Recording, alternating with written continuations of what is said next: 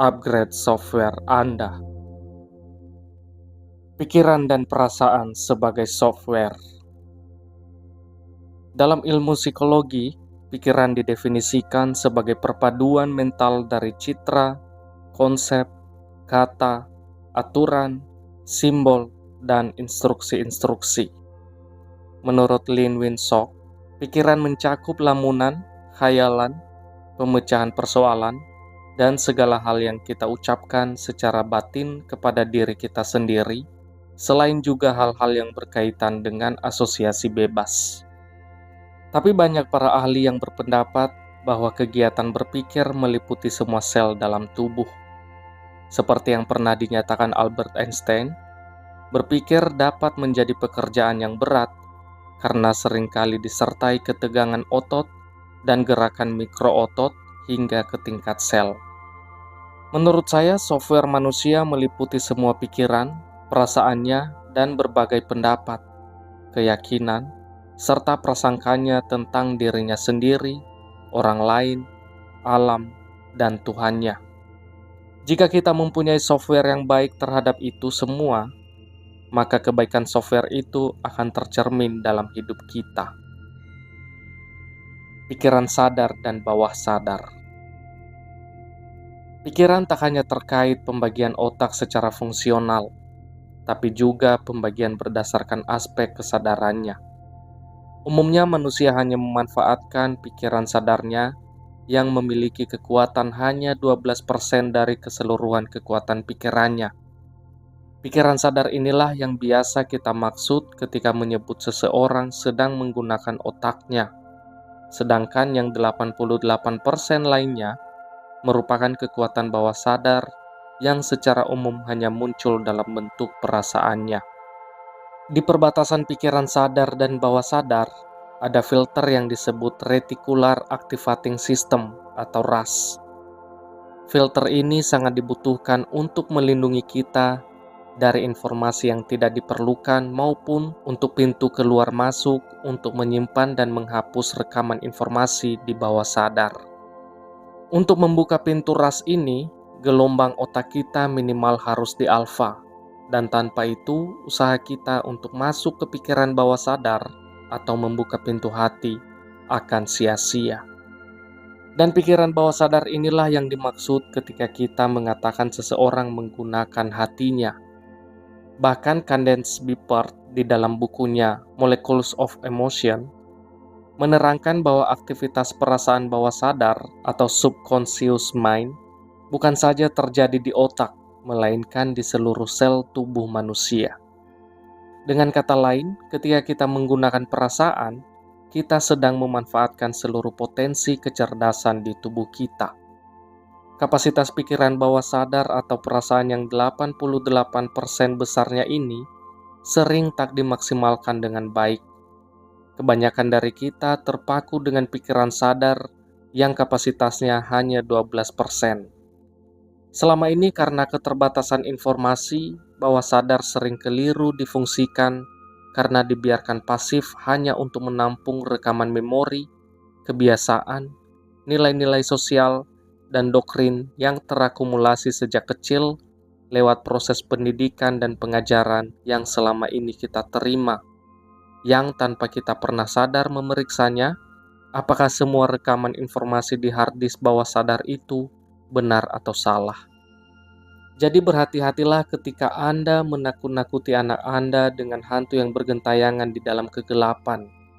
Anak Anda yang pada awalnya tidak punya konsep hantu dan ketakutan, tiba-tiba berubah menjadi takut pada gelap karena khawatir akan menemui hantu di sana. Informasi gelap yang menakutkan karena ada hantu itu akan secara otomatis tersimpan dalam pikiran bawah sadarnya, sehingga sampai dewasa pun ia akan takut pada kegelapan. Proses yang sama terjadi pada konsep masuk angin yang umum dipahami masyarakat. Larangan pada anak-anak untuk tidak lama-lama berada di luar rumah karena khawatir bakal masuk angin, disimpan di dalam pikiran bawah sadarnya yang justru bakal mewujudkan kekhawatiran tersebut. Ingat, doa alias pikiran yang negatif akan mewujud menjadi hal yang negatif pula. Padahal kita tahu angin adalah udara yang bergerak, sementara udara kita perlukan untuk bernapas. Jadi seharusnya udara adalah sahabat kita yang harus kita dekati, bukan kita jauhi. Akibat pemahaman keliru tadi, udara pun berubah menjadi musuh kita. Pikiran bawah sadar juga menyimpan hal-hal berikut. Satu, memori, yaitu ingatan kita dari kecil sampai sekarang. Dua, self-image, yaitu citra diri kita. Tiga, personality, yaitu kepribadian kita. Empat, habits, yaitu kebiasaan-kebiasaan yang kita miliki. Seringkali seseorang yang punya keinginan kuat untuk kaya misalnya, kendati punya peluang dan sudah memahami ilmu berbisnis, tetap saja sulit berhasil alias tetap miskin. Apa sebabnya? Karena self-image kita mengatakan, kita mah orang miskin, tidak mungkin kaya. Dan ditunjang lagi dengan habits and personality yang kita miliki seperti malas, takut rugi, khawatir jadi omongan orang, dan keenggangan lainnya, maka sudah pasti hidup kita tidak akan berubah, tetap miskin sampai mati. Nah, itulah kehebatan pikiran bawah sadar mengendalikan hidup kita. Kenapa kita memiliki personality yang begitu buruk?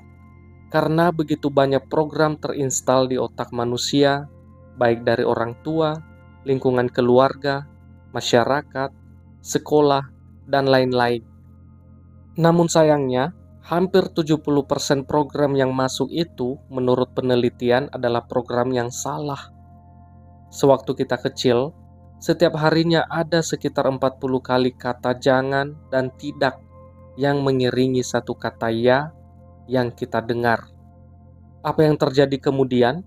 Yang tertanam di dalam pikiran bawah sadar kita adalah ini jangan, itu tidak boleh, melakukan ini tidak baik, dan sebagainya. Dan itu menjadi self-talk alias ucapan dalam diri kita setiap hari. Akhirnya sekarang kita menjadi pribadi yang serba ragu, tidak berani melangkah, dan takut berbuat salah. Contohnya, jika sewaktu SD kita pernah ditertawakan oleh teman-teman sekelas saat berbicara di depan kelas, maka self-talk kita akan mengatakan bahwa aku tidak mampu berbicara di depan orang banyak. Hal ini akan tertanam di dalam memori. Kemudian secara personality, kita menjadi orang yang pemalu dan takut untuk berbicara di depan umum. Imajinasi, bahasa rahasia hati. Lantas apa yang harus dilakukan untuk mengubah self-talk? Sering-seringlah mengunjungi bawah sadar dan katakan padanya bahwa kita adalah orang yang, misalnya, pandai berbicara di depan umum.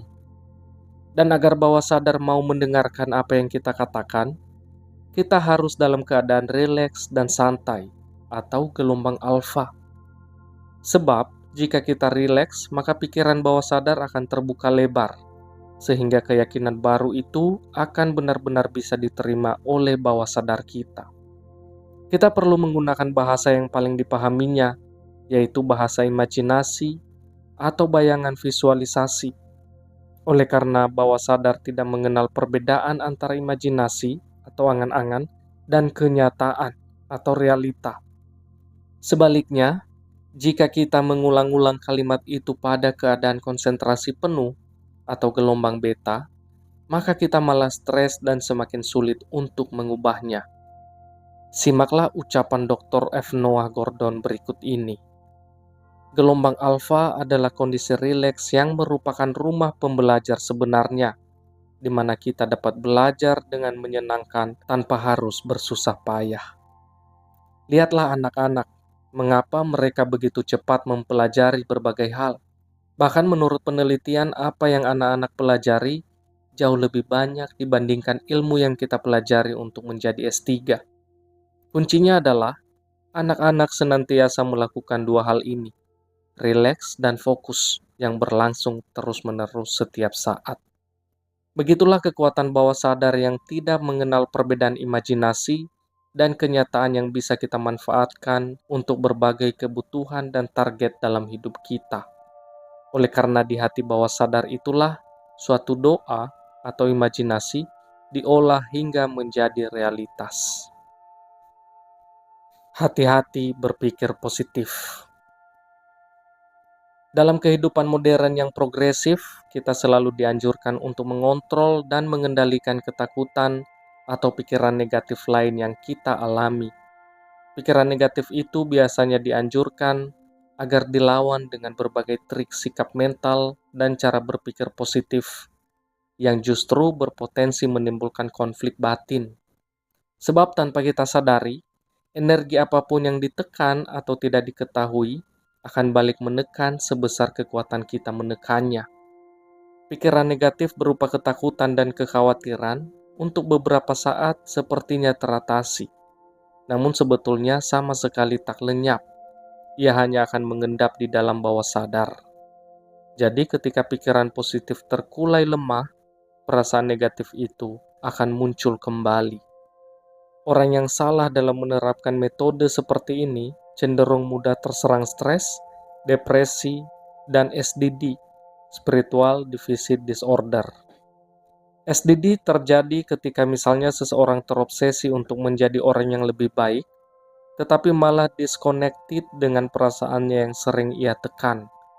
Sementara keinginannya untuk sukses mendorongnya untuk selalu berpikir positif, walaupun perasaan hatinya tidak nyaman, tidak enak, tidak percaya diri, dan sebagainya.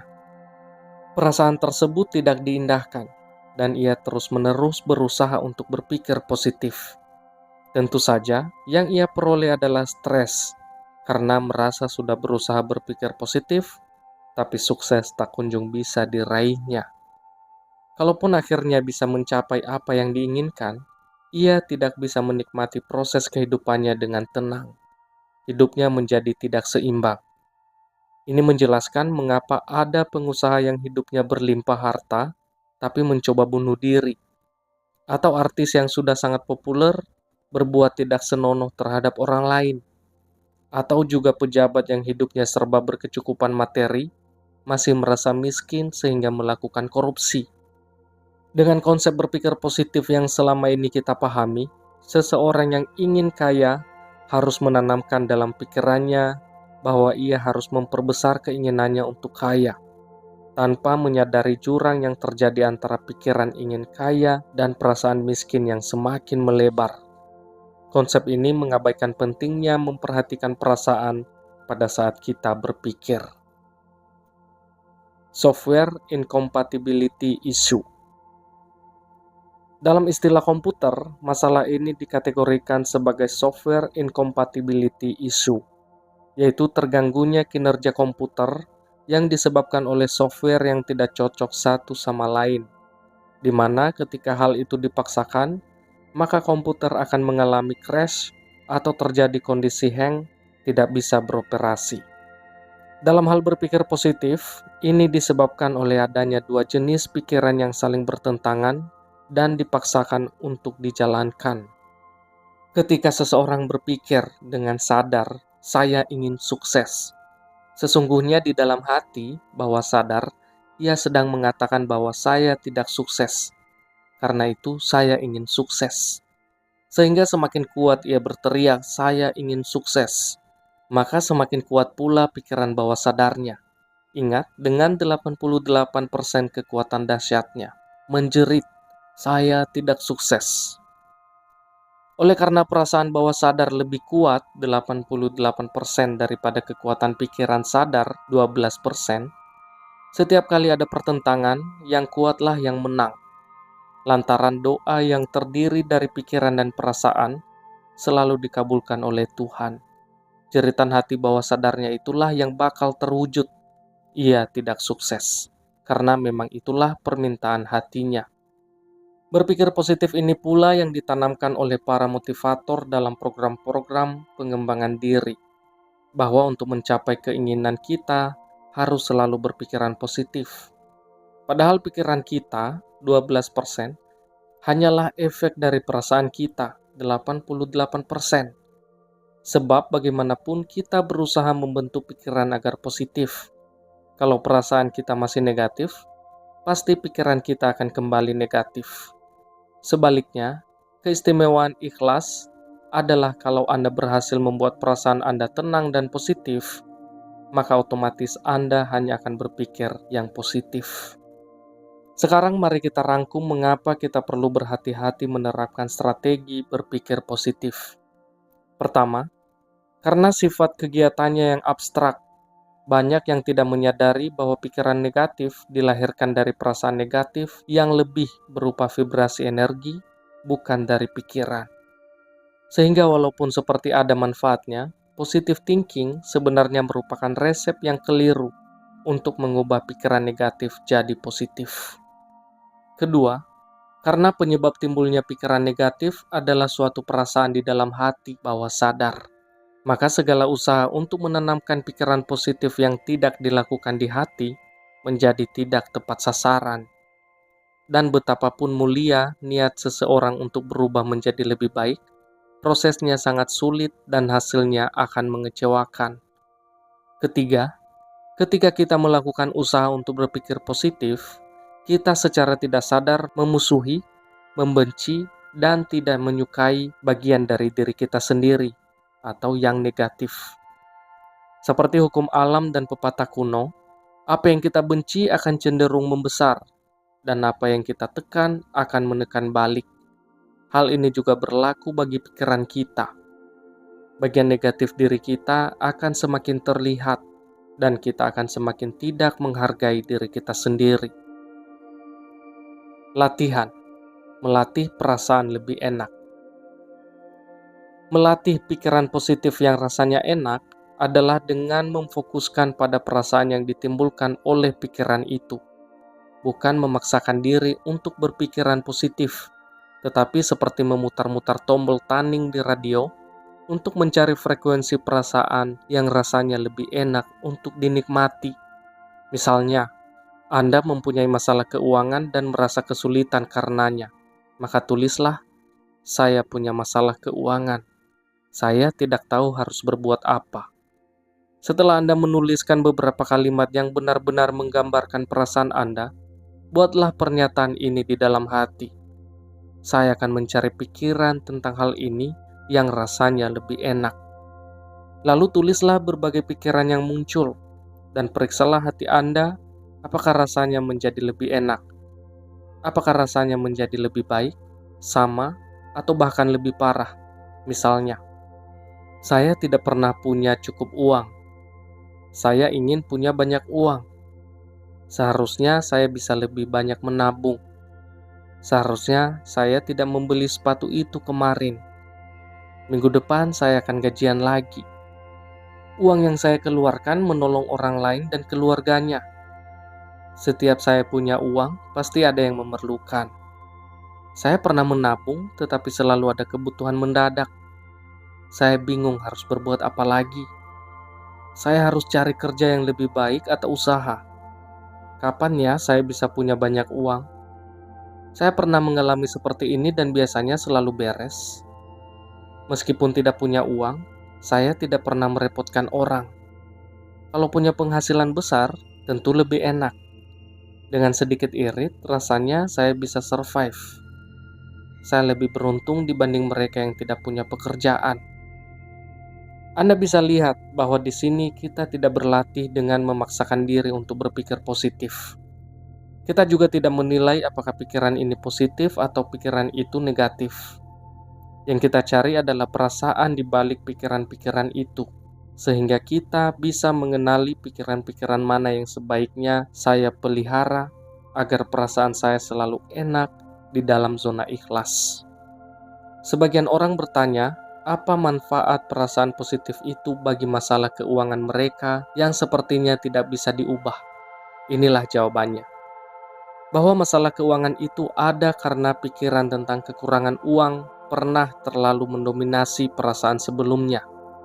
Sedang pikiran dan perasaan merupakan benda elektromagnetik yang bersifat menarik semua hal yang sesuai dengan getarannya. Perasaan itulah yang menarik semua orang, masalah, dan kejadian itu hadir dan mengakibatkan uang itu selalu habis, tidak pernah cukup. Semua dimulai dari perasaan kurang di dalam hati. Ubahlah perasaan itu, maka kondisi-kondisi itu pun akan berubah. Tidak mungkin tidak. Latihlah terus kemampuan ini sampai Anda bisa terampil memilih pikiran positif yang rasanya enak untuk setiap masalah Anda. Santai saja, tidak perlu terlalu serius. Oleh karena kita sedang belajar untuk merasa ikhlas, seperti kita sedang belajar naik sepeda. Have fun. Izinkan hati Anda membantu. Salah satu rahasia sukses saya adalah meskipun saya kelihatannya bekerja, sebenarnya saya tidak mengerjakan semuanya. Saya hanya mengerjakan apa yang perlu segera saya lakukan. Dan yang belum bisa atau tidak bisa saya lakukan, langsung saya limpahkan pada pikiran bawah sadar untuk ia kerjakan. Caranya, saya bekerja dengan membagi dua daftar pekerjaanku yang berisi daftar tugas dan pekerjaan yang ingin saya lakukan, dan daftar pekerjaan hatiku atau bawah sadar yang berisi daftar berbagai hal yang tidak terjangkau untuk saya lakukan karena kurang data dan berbagai ketidakjelasan lain misalnya. Daftar pekerjaan hatiku, mencarikan partner bisnis yang paling tepat untukku. Daftar pekerjaanku, membuat proposal bisnis, memasang iklan bisnis, mengikuti pameran dagang, dan lain-lain. Daftar pekerjaan hatiku, mencari cara agar target penjualan akhir tahun tercapai dengan cepat dan mudah. Daftar pekerjaanku, melakukan konsolidasi internal, menghubungi negosiasi dengan prinsipal, melakukan presentasi, dan lain-lain. Daftar pekerjaan hatiku, mencarikan pekerjaan yang paling sesuai dengan kondisi dan keinginanku. Daftar pekerjaanku, mengirimkan surat lamaran, bergabung di professional club, mengikuti program public speaking, dan lain-lain. Energi kuantum bawah sadar yang mudah diakses lewat hati selalu menuruti ketulusan niat Anda. Manfaatkanlah kekuatan dan kecerdasannya, karena ia memang bagian dari diri Anda sendiri. Be creative, be smart, and have fun.